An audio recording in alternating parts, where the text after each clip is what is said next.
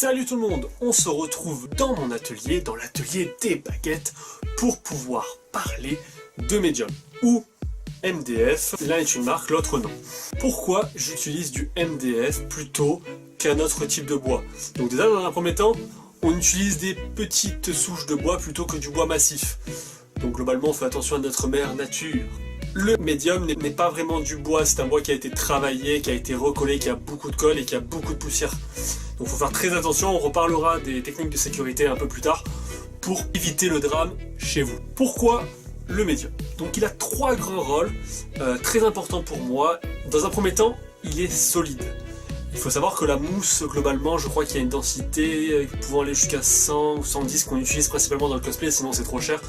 110 kg par mètre cube, si je ne me trompe pas. Et donc le médium a une densité déjà beaucoup plus importante qui est proche de 1000 je crois.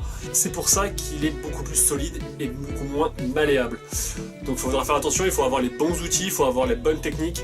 Sinon ça risque d'être un peu compliqué pour vous. Ne vous inquiétez pas, on va en discuter. On utilise le médium à peu près comme la mousse, avec différentes couches pour faire du relief.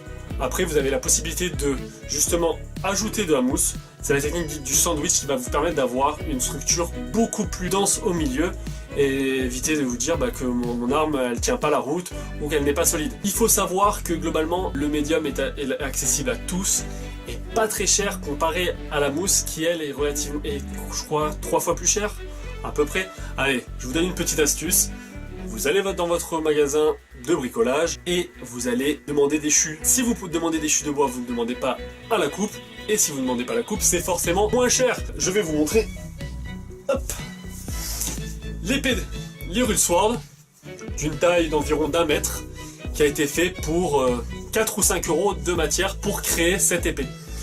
Je doute que en mousse, ça aurait été moins cher. Hormis cela, il faut savoir que c'est rigide. C'est-à-dire que j'ai beau forcer, comme un débile, j'ai pas la possibilité de le casser. Si ce n'est, j'ai déjà cassé une épée, mais elle a pris un mur. Faites attention à votre matériel et de ce que vous en faites. On peut utiliser le médium donc sous différentes couches, donc comme je peux vous le dire, mais vous pouvez aussi faire des lames beaucoup plus fines. Là, on est parti sur une lame d'environ de 10. Là, on est parti sur une lame environ de 20. Malheureusement, pour utiliser du médium, il vous faut des outils. Vous ne pouvez pas couper au cutter. Impossible. Il vous faut une scie sauteuse, une meuleuse, une Dremel. Il vous faut aussi du papier de verre. Il vous faut aussi de la colle. Il vous faut pas mal de choses. Mais au fil du temps, vous allez avoir le matériel. Vous allez pouvoir faire progressivement ce que vous souhaitez en bois. Et surtout, après, vous allez pouvoir vous éclater. Le premier outil le plus important pour l'utilisation du médium, c'est la scie sauteuse. Avec la scie sauteuse, vous faites à peu près tout. Vous coupez, vous pouvez même essayer de faire des crans. Très franchement, avec ça, vous faites tout. Le deuxième outil le plus important va être la meuleuse. La meuleuse qui, elle, va avoir une utilité plus pour lisser et arrondir les bords, globalement. Après, vous allez pouvoir l'utiliser pour les détails, mais là, dans ce cas-là, on appelle ça une Dremel ou des mini-outillages. Troisième outil le plus important, qui est la Dremel. La Dremel qui est très utilisée car on a la possibilité d'être minutieux et d'ajouter des détails justement avec ce doigt où vous avez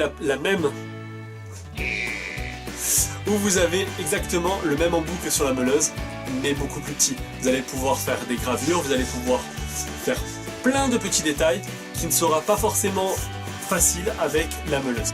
J'aimerais bien revenir sur une petite section qui va être les outils de protection pour vous protéger vous-même, de vous-même, pour vous-même. Pensez bien à mettre des gants, pensez bien à mettre un masque, pensez bien à mettre tout. Un casque, des lunettes, le masque, tout. Tout. Plus vous en mettez, mieux ce sera. Globalement, voilà moi ce que j'utilise. J'utilise un bon masque, parce qu'il faut savoir qu'on fait énormément de poussière et c'est les poumons qui trinquent. Pensez bien à votre masque. Si vous n'avez pas ce type de masque, achetez des masques chirurgicaux.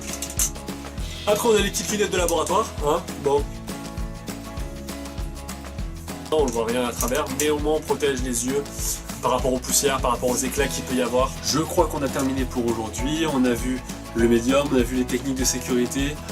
Je pense que pour le moment vous pouvez commencer à faire vos petites props. Et puis on va développer encore dans de nouvelles vidéos d'autres aspects du médium. N'hésitez pas à mettre en commentaire ce qui vous a plu, ce que vous attendez dans les prochaines vidéos. Et puis je vous dis à plus tard. Ciao ciao.